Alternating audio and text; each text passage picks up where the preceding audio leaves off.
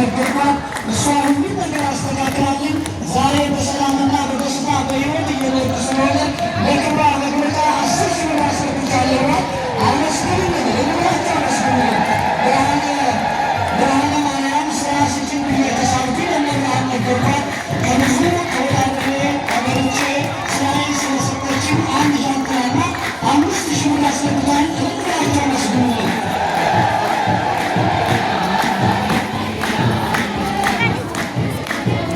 ስሜን መብርሃን ታውቀዋለች። የውስጥ ችግሬን ብሶቴን ታውቀዋለች። ውስጤን ነገርኳት። ሁሉ የነገርኳትን አንድም ሳታገኝ ስለፈጸመችልኝ ለክብሯ መግለጫ 10 ሺህ ብር አስገብተዋል። ልንብላቸው አመስግኑልኝ። ኃይለ ገብርኤልና ወልደ ማርያም 12 ሺህ ብር አስገብተዋል። ልንብላቸው አመስግኑልኝ። ወለተ ትንሣኤ መብርሃንን መምህሯን ነገርኳት። የነገርኳትን ስለፈጸመችልኝ ለክብሯ መግለጫ 1 ሺህ ብር አስገብተዋል። አመስግኑልኝ።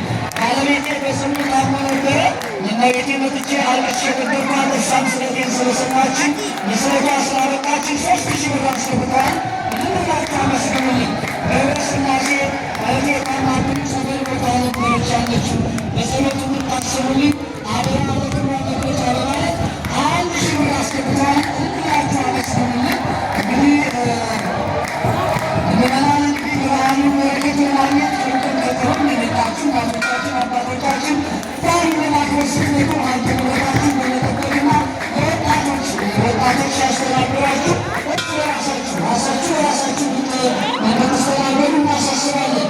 ቦታው በጸበሉ አካባቢም ሰፊ ቦታ ስላለ እየገባችሁ እንድትስተናገዱ እናሳስባለን። ሌላው እዚያ ወደ ምሕረት ጋር ያላችሁ እናቶቻችን እባካችሁ በግላችሁ መገባበት ምናለበት ሊቃውንቱ አሁን ከትናንት ከዋዜማ ጀምሮ በራሱ ስራናቸው በያሬዳዊ ዜማ እግዚአብሔርን ስለሚያመሰግኑ ስርዓቱ ሸረድ በሉ ነው ረድ በሉልን እግዚአብሔር ልጆች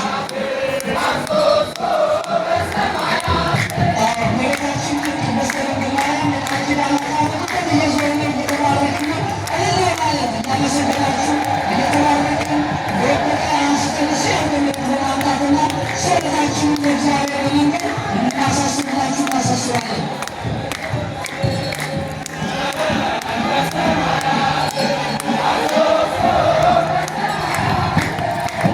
እሺ አንድ እናት የዛሬ ወደሰማው ልማቱ እንደማለው ድብሩ ውበትና ሊሰራ ነው ስለተባልኩኝ ከአንድ ወንድሜ ጋር ወደወጥ ተቀላሹ